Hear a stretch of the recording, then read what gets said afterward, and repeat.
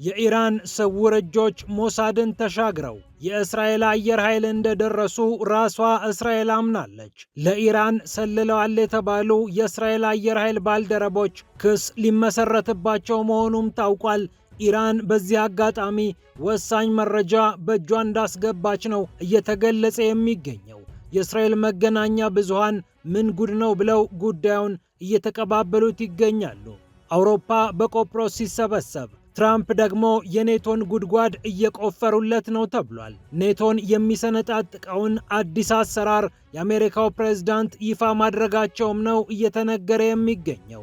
አሜሪካ ኔቶን ለሁለት መትሮ የሚከፍል አደገኛ እቅድ እያንቀሳቀሰች እንደምትገኝም ታውቋል። ይህ ደግሞ ለሩሲያ እንደ መልካም አጋጣሚ ተወስዷል። በሌላ በኩል የትራምፕ ሚኒስትሮችና ባለስልጣናት እጅግ ባልተጠበቀ ነገር ስማቸው እየተነሳ ይገኛል። በዕድሜ የሚበልጧትን ጎልማሶችና አዛውንቶች ገንዘብ ክፈሉኝና ከኔ ጋር የፍቅር ግንኙነት ይኑራችሁ ያለችው የትራምፕ ምክትል ሚኒስትር ጉዳዩዋ እያነጋገረ ነው። ነገርየው እንዲጣራም ትዕዛዝ ተላልፏል። እንዲህ አይነት ነገር ስለመደጋገሙም ተነስቷል፣ እንመለከተዋለን። እንዲሁም ግብፅ መከራዋን እያየች ትገኛለች። በኢራን ጦርነት ምክንያት ከፍተኛ አደጋ ውስጥ የገባችው ግብፅ ዓለም አቀፍ አበዳሪዎችን የገንዘብ ያለህ እያለች ቢሊዮን ዶላሮችን እየጠየቀች ነው የምትገኘው። ከተሞቿ ጨልመዋል፣ ህዝቧም ተጨንቋል። ኢኮኖሚያዊ ቀውሱ ወደ ፖለቲካዊ ቀውስ ሊያመራ ይችላል እየተባለ ነው። ግብፅ በቅርብ ዓመታት እንዲህ ተፈትና አታውቅም ተብሏል። ፒያሳ ኔትወርክን ስትከታተሉ ሁሉንም በጥልቀት ታገኛላችሁ። ፒያሳ ኔትወርክን ሰብስክራይብ፣ ላይክና ሼር በማድረግ የፈጣን የተአማኒና የጥልቅ ዘገባዎች ቤተሰቡን ስንል በአክብሮት ጋብዘናል። አሁን ወደ ጉዳዮቻችን አለፍን።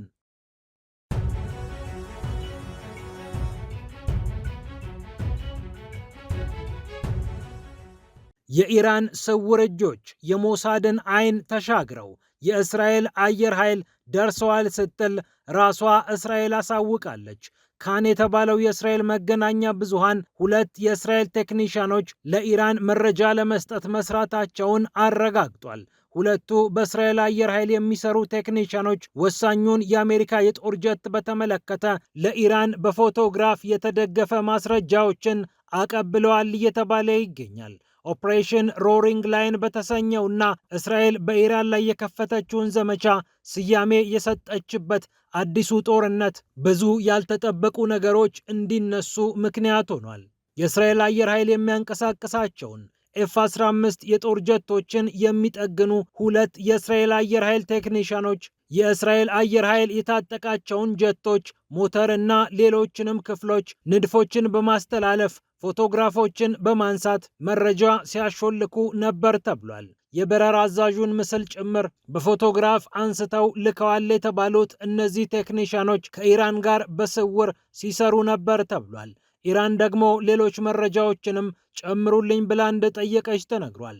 የቀድሞ የእስራኤል ጦር አዛዥ ሌትናንት ጀነራል ሄርዚ ሃሌቪ እንዲሁም በአሁኑ ሰዓት ስልጣን ላይ የሚገኙት የእስራኤል የብሔራዊ ደህንነት ሚኒስትር ኢታማር ቤን ግቪርን የመሳሰሉ ሰዎችን በተመለከተ መረጃ ስጡኝ ብላ ኢራን እንደጠየቀች ነው የተነገረው። በተለይ አንደኛው ቴክኒሻን ለየት ያለ ሚና እንደነበረውና ይህንን ቴክኒሻን በስለላ ብቻ ነው ወይስ በሀገር ክህደት ነው የምከሰው ብላ እስራኤል ከራሷ ጋር እየመከረች እንደምትገኝ ካን የዜና አውታር ዘግቧል።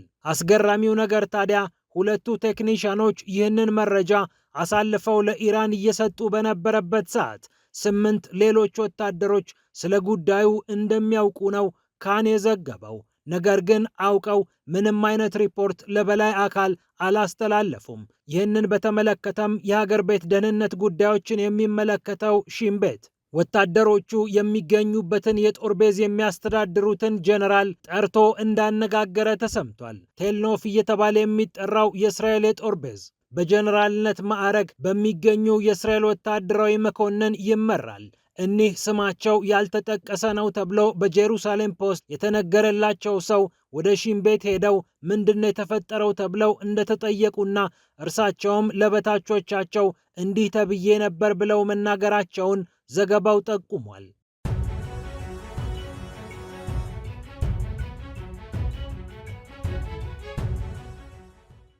በሌላ በኩል የአሜሪካው ፕሬዝዳንት ዶናልድ ትራምፕ ኔቶን ለሁለት መትሮ የሚከፍል አደገኛ ስልት ይዘው እየተንቀሳቀሱ ነው ተብሏል። ፖለቲኮ እንደዘገበው የአሜሪካው ፕሬዝዳንት የኔቶ አጋሮቻቸውን ስንጥቅጥቃቸውን ሊያወጣ የሚችል ፕሮጀክት ነድፈው እየተንቀሳቀሱ የሚገኙ ሲሆን ጉዳዩም አደገኛ ነው ተብሎ ተጠቅሷል። ፖለቲኮ እንደዘገበው የኔቶ ዋና ጸሐፊ ማርክ ሩት ወደ ዋሽንግተን ከማቅናታቸው በፊት ፔንታገን ይህንኑ ጉዳይ በተመለከተ ዝርዝሮችን ሲያዘጋጅ ነበር። አውሮፓን እንዴት እንመልከተው፣ ኔቶን እንዴት እንየው ብሎ የተለያዩ ሐሳቦችን ያውጠነጠነው የትራምፕ አስተዳደር ኔቶን ለሁለት ከፍለን ማየት ይገባናል ብለዋል። የመጀመሪያው ወዳጅ ተብለው የሚጠቀሱ አሜሪካ ስትጠራቸው አቤት ብለው የሚመጡ አጋሮችን ይመለከታል። ሁለተኛው ደግሞ በጥባጮች የተባሉ የአሜሪካውን ፕሬዝዳንት ዶናልድ ትራምፕ አላሰራ የሚሉ ፔንታገን የትም ሲዘምት እንዲህ አናደርግም፣ ይሄ የኛ ጉዳይ አይደለም ብለው ጀርባ የሚሰጡ በጥቅሉ ከአሜሪካ ጋር መስማማትን ያልፈቀዱ ተብለው ተጠቅሰዋል። የኔቶን ሀገራት በጥባጭና ጥሩ ብሎ የከፈለው የትራምፕ አስተዳደር በእነዚህ ምድቦች ውስጥ የተለያዩ ሀገራትን ቁልጭ አድርጎ አስቀምጧል። በተለይ በኢራን በነበረው ዘመቻ የአሜሪካ ጦር ከነዚህ ሀገራት ድጋፍ አለማግኘቱ ብቻ ሳይሆን አንዳንድ ጊዜም አንዳንድ ክልከላዎች በመቀመጣቸው ትራምፕ ክፉኛ ልባቸው ቆስሏል። እናም መበቀል ይፈልጋሉ ነው የተባለው። ትራምፕ በጥባጮቹን መቅጣት፣ ጥሩ የሚሏቸውን አጋሮች ደግሞ መሾምና መሸለም ይፈልጋሉ። አብሮ ወታደራዊ ልምምድ ለማድረግ፣ የጦር መሳሪያ ለመሸጥ እና ሌሎች ስትራቴጂያዊ የአጋርነት ስራዎችን ለመስራት ትራምፕ በዚህ ምድብ መሰረት ይንቀሳቀሳሉ ነው የተባለው። አሜሪካ በጥባጭ ናቸው ብላ በትራምፕ ከሰየመቻቸው ሀገራት መካከል ስፔን፣ ፈረንሳይ እና ብሪታንያ የሚገኙበት ሲሆን እነዚህ ሀገራት የጦር ቤዝ በመከልከል አብሮ ባለመሳተፍና ምንም አይነት የልብ ድጋፍ ባለመስጠት በትራምፕ ታምተዋል። ሌሎቹ ደግሞ ጥሩ ተብለው የተገለጹ ናቸው። ከነዚህ ውስጥ የሚጠቀሱት ፖላንድ እና ሮማንያ ሲሆኑ እነዚህ ሀገራት በትራምፕ አበጃችሁ እሰየው እየተባለላቸው ይገኛል። በሀገራቸው የሚገኙ የአሜሪካ የጦር ቤዞችን ከማስተናገድም ባለፈ በማስተባበር የሎጂስቲክስ አቅርቦትን በማመቻቸት እንደ ፖላንድ ያሉት ደግሞ ወጪ ጭምር በማውጣት አሜሪካ በኢራን ላይ ያለውን ዘመቻ እንድታፋፍም ድጋፍ ሰጥተዋል ተብሏል። ፖላንድ 10 ሺና ከዚያ በላይ የሚሆኑ የአሜሪካ ወታደሮችን የሚያስተናግድ የጦር ቤዝ እንዳላት ይታወቃል። ሮማኒያ ደግሞ የማስተናግድልሽ ወታደር ትንሽ ነው ብላ ለአሜሪካ እየተነጠፈች ይገኛል ተብሏል። ሚሃይል ኮጋልኒሲው የተባለ የጦር ቤዝ ያላት ሲሆን ይህንን የጦር ቤዝ ለማስፋፋትም ሮማኒያ ወገቧን አስራ እየሰራች ይገኛል ተብሏል። ሁለቱ ሀገራት በኢራኑ ዘመቻ የተለያዩ ስልታዊ ድጋፎችን እያደረጉ እንደሚገኙም ተረጋግጧል። እናም ትራምፕ እነዚህን ምድቦች መሰረት አድርገው የሚጠሏቸውን ሊገፉ የሚወዷቸውንና የሚንከባከቧቸውን ደግሞ አስፈላጊውን ጥቅም ሊያቀርቡላቸው ልባቸው ቆርጧል ይላል ፖለቲኮ። በግሪንላንድና በተለያዩ ርዕሰ ጉዳዮች ከትራምፕ ጋር መሟገት ያልሰለቸው ኔቶ ከመቼውም ጊዜ በላይ ስንጥቅጥቁ የሚወጣበት አጋጣሚ ተፈጥሯል ነው የተባለው። ይህ ደግሞ ለሩሲያ ሰርግና ምላሽ እንደሚሆንላት ይጠበቃል። ከትራምፕ ጉዳይ ሳንወጣ በትራምፕ የተሾሙት ምክትል ሚኒስትር እጅግ አስደንጋጭ ተግባር ፈጽመዋል ተብሏል። የ29 ዓመቷ ምክትል ሚኒስትር በአሜሪካው ቁልፍ መስሪያ ቤት ውስጥ ትሰራለች። ዲፓርትመንት ኦፍ ሆምላንድ ሴኪዩሪቲ በመባል የሚታወቀው ይህ መስሪያ ቤት ይህችን ሴት የጸረ ሽብር ስራዎችን እንድትሰራለት ምክትል ሚኒስትር አድርጎ ሾሟታል። ታዲያ ቅንጡ ሕይወትን ትወዳለች የተባለችው የ29 ዓመቷ ጁሊያ ቫርቫሮ እጅግ አስደንጋጭ ነገር ተነስቶባታል። ቫርቫሮ $40,000 የሚያወጡ ቅንጡ ዕቃዎችን ከተለያዩ ሰዎች ሳትቀበል አትቀርም የተባለ ሲሆን የፍቅር ተጣማሪዎችን የሚያገናኝ ድረገጽ ውስጥ በመግባት ሌላ ስም በማውጣትና ባለጸጎችን፣ ጎልማሶችንና አዛውንቶችን ይህንን ካደረጋችሁልኝ ከኔ ጋር የፍቅር ግንኙነት ይኖራችኋል ብላ እያሳመነች ነበር ተብሏል። በዚህም መሰረት ሮበርት ቢ ተብሎ በዘገባው የተጠቀሰ አንድ ሰው ጋር መጠነኛ የፍቅር ግንኙነት ውስጥ ገብታ እንደነበር ተነግሯል። እንደ ዴሊ ሜል ዘገባ ቫርቫሮ ከዚህ ሰው ጋር በነበራት ቆይታ ማሪዋና ጭሳለች፣ የተለያዩ ያልተጠበቁ ድርጊቶችንም ፈጽማለች ተብሏል። ሰዎችን አግኙ፣ ሕይወታችሁን እንቀይርላችሁ የሚል መርህ ያለው Seeking.com የተባለው ድረገጽ ወጣት ሴቶችን ዕድሜያቸው ገፋ ካሉ ወንዶች ጋር በማገናኘት ይታወቃል።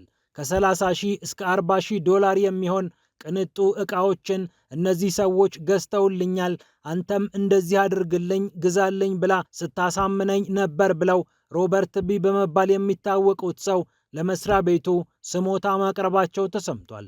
በስዊዘርላንድ እና በጣሊያን የመዝናኛ ስፍራዎች ላይ ከፍዬላት ተዝናንታለች ሲሉም ተናግረዋል። የትራምፕ አስተዳደር ማሪዋናን ማጨስን ጨምሮ የተለያዩ ጥብቅ ቁጥጥሮችን እንደሚያደርግ የሚነገር ቢሆንም ሴትየዋ ይህንን ፈጽመው በእውነት ተገኝተው ከሆነ ከባድ ቅጣትና ማግለል ሊደርስባቸው እንደሚችል ተነግሯል። የሰራተኛ ጉዳዮች ሚኒስትሯም አልኮል በመጠጣትና ከጥበቃቸው ጋር በመተኛት ስማቸው ከፍቶ እንደነበር የሚታወቅ ነው። ከሰሞኑ ምክትል ሚኒስትሯ ግን ይህ የቀድሞ የፍቅር ጓደኛዬ የሚሰራው ደባ ነው፣ በእኔ ስም እንዲህ አይነት ስራ እየሰራ ይገኛል እንጂ እኔ እንዲህ አይነት ርካሽ ተግባር ውስጥ አልገባሁም ስትል ምላሽ ሰጥታለች።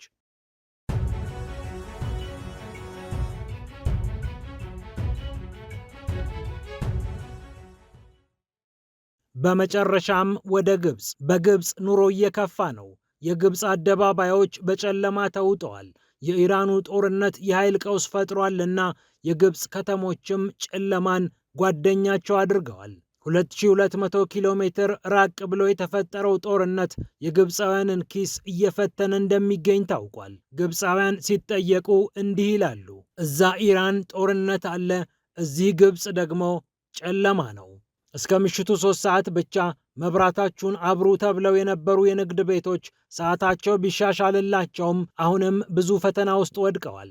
የግብፅ መንግስት ደግሞ ህዝቡ ይህ ስሜት እንዳይሰማው ታዋቂ እግር ኳስ ተጫዋቾችን እንዲሁም ተዋናዮችን ማስታወቂያ በማሰራት ቤታችሁ ቆዩ፣ መብራት አጥፉ፣ ኃይል አታባክኑ የሚል ቅስቀሳ እየሰራ ይገኛል። የስርዓቱ ደጋፊዎች ናቸው የተባሉ ጋዜጠኞችም እንደ ኤምቢሲ፣ ማስር የመሳሰሉ መገናኛ ብዙሃን ላይ ወጥተው የግብፅ መንግስት አበዛው እያሉ እያማረሩ ይገኛሉ። የትራንስፖርት ዋጋ ከ8 እስከ 20 በመቶ የጨመረ ሲሆን ከ2000 ኪሎዋት በላይ በወር ለሚጠቀሙ ሰዎች ደግሞ ከ16 እስከ 20 በመቶ የኤሌክትሪክ ዋጋ ጭማሪ ተደርጓል። የሀገሪቱ መንግስት ደግሞ ጭራሽ የምሰበስበውን ግብር በ27 በመቶ ጨምሬ 745 ቢሊዮን የግብፅ ፓውንድ ወይም 14 ቢሊዮን ዶላር ግብር እሰበስባለሁ እያለ ይገኛል። ከዓለም አቀፍ አበዳሪዎች አጣዳፊ 3 ቢሊዮን ዶላር ያስፈልገኛል ብላ ብድሩን ለማግኘት እየሰራች ነው የተባለችው ግብፅ በመጋቢት ወር የተመዘገበው የዋጋ ግሽበት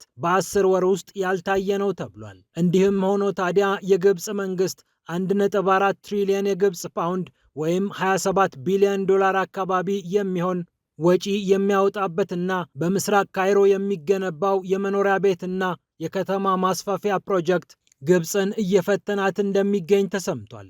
ግብፃውያንም ፖለቲካዊ ቅሬታዎቻቸውን እያመጡ ሲሆን ይህ ደግሞ ኢኮኖሚያዊ ቀውሱን ወደ ፖለቲካዊ ቀውስ ከፍ ሊያደርገው እንደሚችል እየተነገረ ይገኛል።